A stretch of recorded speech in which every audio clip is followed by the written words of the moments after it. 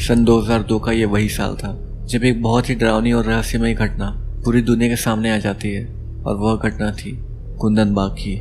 तो सन 2002 की एक रात जब हैदराबाद के कुंदन बाग एरिया में एक बड़े से घर में एक चोर चोरी करने के इरादे से पहुंच जाता है, क्योंकि कई दिनों तक वह उस घर पर नजर बनाए रखा हुआ था और इसे यकीन हो जाता है कि उस घर के लोग कहीं बाहर गए हुए हैं और उसे वहां कई कीमती सामान मिल सकते हैं। खैर जो भी हो, तो वह चोर जैसे तैसे कर उस घर के अंदर उस मकान की खिड़की से पहुंच जाता है और घर को एक बार अच्छे से देखने लगता है। चारों ओर अंधेरा, इसके अलावा उसे उस घर में थोड़ा अजीब भी लग रहा था। वह सोच रहा था कि उसने इससे पहले भी तो कई चोरियां की हैं, पर उसे तो कभी ऐसा नहीं लगा, पर यहाँ ना जाने क्यों उसे अजीब सा डर लग रहा था।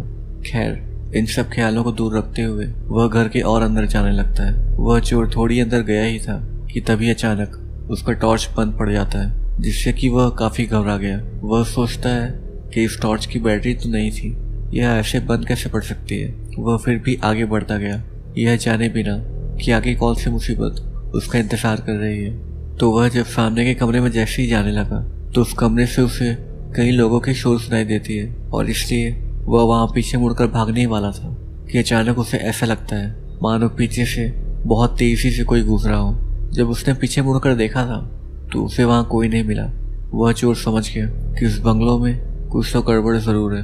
वह जैसे ही वहां से भागने लगता है कि तभी अचानक उसने अपने सामने एक साये को खड़े देखा, जो कि पूरी तरीके से काला था और उसे ही घूरे जा रहा था। उसे देखते ही मानो उस चोर का कलेजा डर के मारे कांप उठा।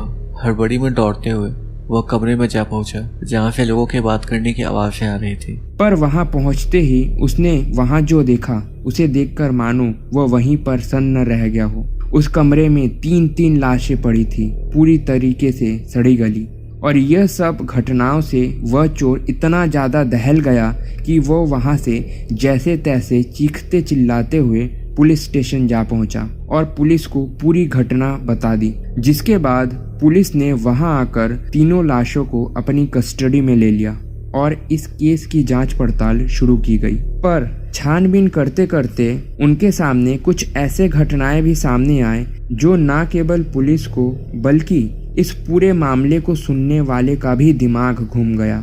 पर इस घटनाओं के छानबीन करते करते पुलिस के पास कुछ ऐसे सुराग और सबूत मिले जो न केवल पुलिस को बल्कि इस पूरे घटना को सुनने वालों तक का भी दिमाग घुमाकर रख दिया।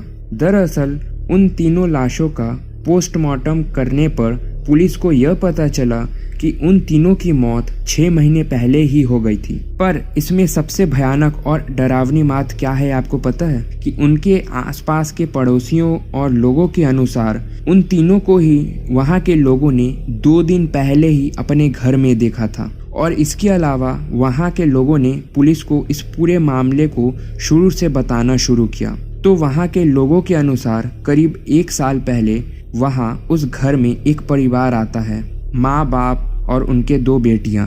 और वहां आने के कुछ महीने बाद तक तो सब कुछ ठीक था, पर इसी बीच एक दिन अचानक उन दोनों बहनों के पिता कहीं गायब हो जाते हैं, जिसके बाद वह फिर कभी नहीं देखे गए थे।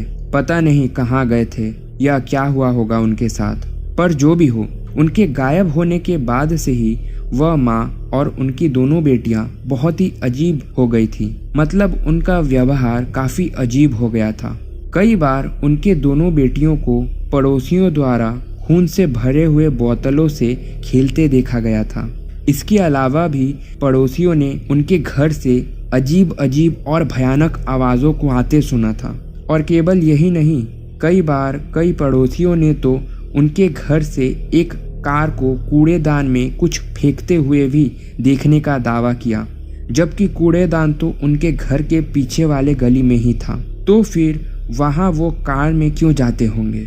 ऐसे ही कई सारे असामान्य घटनाओं के होने के बारे में उनके पड़ोसियों ने पुलिस को बताया, और पुलिस ने भी कई महीनों तक इस केस को सुलझाने की कोशिश की।